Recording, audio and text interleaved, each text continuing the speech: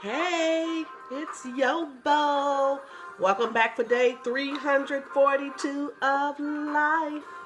According to YoBo. No mess, no stress, no BS. Books at yoboproductions.com.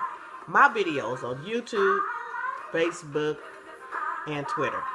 We are continuing in the series. I know how to act like a lady, but how do I think like a man? You know what? I enjoy hearing from all of you who are learning, especially the women, but you men are hilarious. But hey, I'm just trying to help everybody out. Okay, let's continue in lesson number 11, which is believe everything somebody told you about your man. I'm going to tell you why. If somebody tells your man something about you and it's a lie, he will still believe it. It is going to be, if nothing else, first of all, it's going to be in the forefront of his mind. And he's going to be watching you, watching everything you do. See, that's why you don't marry a man that you cheated with. Because he ain't going to trust you. Because in his mind, you are a cheater. That's just the way they wired. Now, you can mess around with a man. If you got another man, don't marry him. You're going to have some problems. But check this out. No matter what, he's going to believe it, whether it's the truth or whether it's a lie. Now, let me tell you this story about someone who lied to a man and said, your girl is messing around with Pretty Ricky. First of all, the man was retarded. I'm trying to be politically correct. I don't like to use the R word. I'm not trying to be mean or nothing like that, but this fool was retarded, okay? And everybody knew it. He had already been in the mental institution because his whole family knew something was wrong with that fool. Now, let me say this. I don't know if he fabricated all this or if somebody really did tell him this. But he goes to his brother and he goes to his daddy. And he says, the retarded man claims that his retarded friend, the other dude, hey, you retarded and your friend retarded, okay? Now you come to your brother with your retarded self, telling your brother something that your retarded friend said. Do you know the man still believed him? And again, I'm not trying to be insensitive to anybody who has mental challenges. I just want you to understand that the retarded man repeated what his retarded friend said, and his brother still believed him. Then the retarded man went to his daddy, told his daddy the same thing. Now you got the brother and the daddy believing that old girl, the girlfriend, is messing around with Pretty Ricky. So now the boyfriend goes to the girlfriend. He gets her by herself. Yeah, you got something you want to tell me? And she's looking at him. No, I don't think there's anything I need to tell you. You sure? Because, word get around. Our town is real small. When you doing stuff, people hear about it. And she's thinking, no, I have no idea what you're talking about. So he's pressuring her. She still don't have a clue. He said, well, come on, let's get in the car.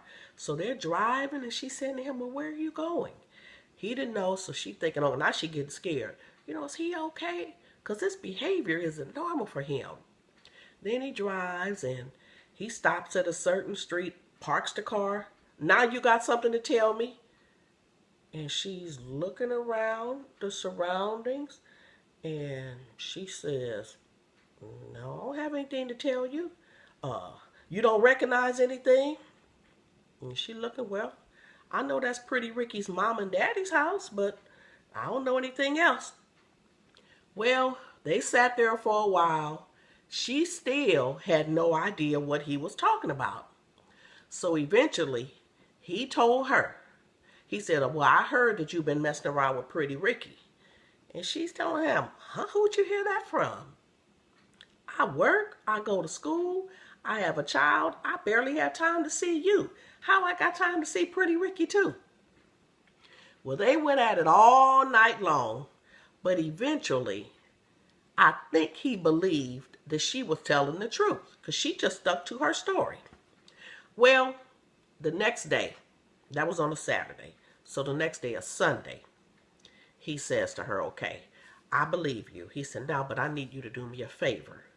I need you to come with me over to my father's house and tell my father that none of this is true.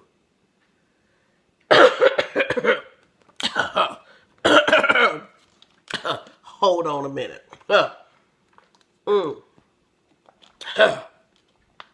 I was minding my business up until then.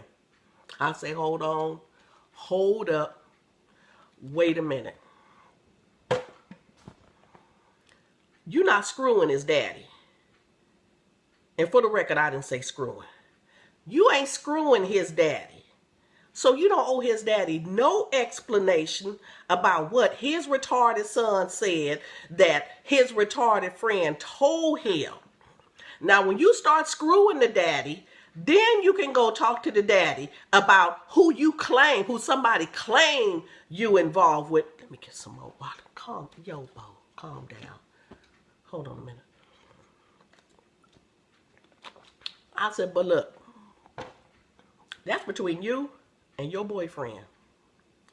But if he just want to bring mamas and daddies into it, oh, we both going into it. But I tell you what, you bring me into it, you better have the police waiting outside because it's going down. See, I wasn't supposed to tell y'all all that because I didn't want you to know who I was talking about. Whew, I didn't mean to say all that. Have mercy, Jesus. Have mercy, Lord.